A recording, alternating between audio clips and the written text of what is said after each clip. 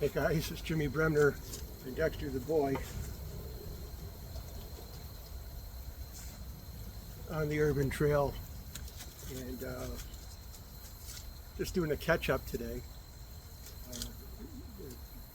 Really a nice response to the office carry. Going to do a bit of a continuation from that today. Again, the video I did on retirement and that type of thing, and, good information keeps coming in. I really appreciate that, and it's actually helped me just accept that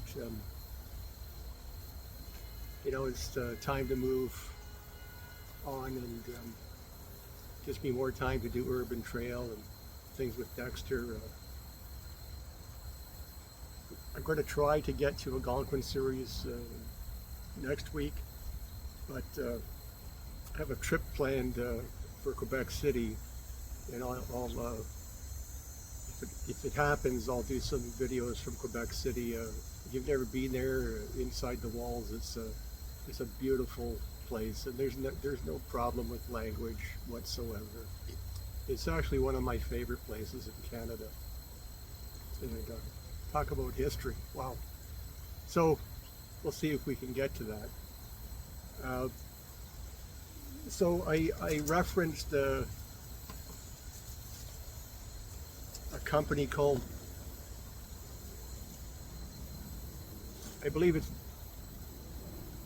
Byberry or Billberry. This is a Leatherman wave. This is the Billberry knockoff. It's identical in every way. In fact, the Billberry has replaceable cutters. I don't know why you need to do that, but it has them. The tool set is essentially the same. The difference being the Billberry has a 3/4 inch driver set, and it doesn't need proprietary bits as does the Leatherman. And it has a pocket clip. Let me transition here for a second.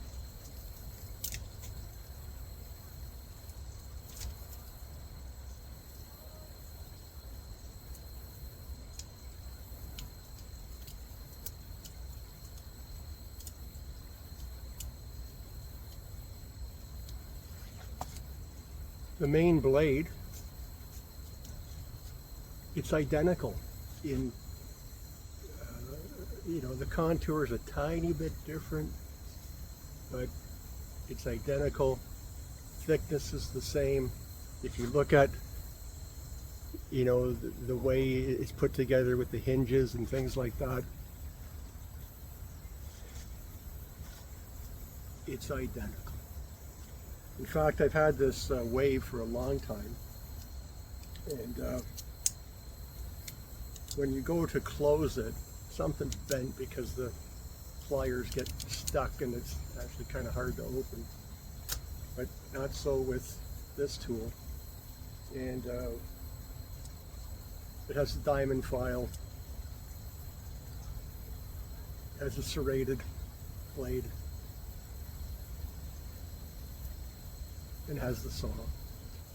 And again, you pay $115, $35. Comes with a pouch and extra bits with it. But I don't carry pouches. If it's not a Phillips or a flathead, that's the most common thing. So I'm not carrying all that extra baggage with me. So I think this is good on, on a budget. to me, it's identical. I'm not hung up with what brand name I'm carrying. If it works, it works, and I actually don't have a lot of time for brands and things like that. I'm going to be carrying this like day to day for quite a while now, and I'll let you know how it's working out, but I can't see it failing in any way, shape, or form.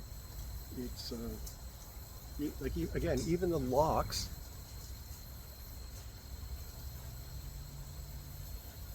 are identical. So I think we've come to a point where, as I said, I'm not going to get into the ethics, behind buying things made offshore. And I think it's time, we have to open up our eyes and admit, actually pretty good quality now. And it's your dollar, so you decide how you're going to spend it.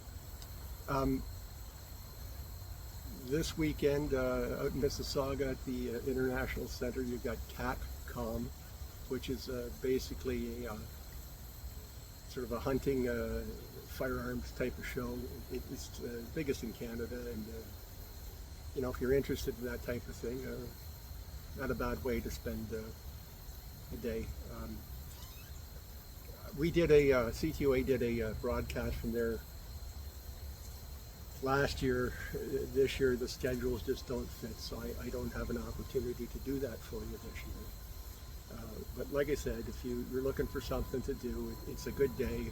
Lots to see, lots you can pick up and put in your hands, and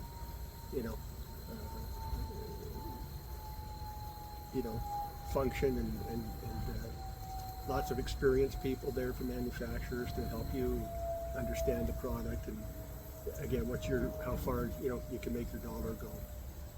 So again, that's TACCOM International Center, which is out by Pearson Airport. Okay.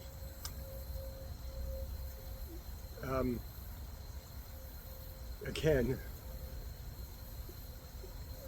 like people say, well, hey, are you going? Are you going? Are you going to this? Going to that? And I got to be honest with you. I see firearms as a tool, and I'm, based on my background, I'm so saturated with firearms that I go to the SHOT Show every year. I go to Enforce TAC over in Germany. Yeah, I go to all these shows, but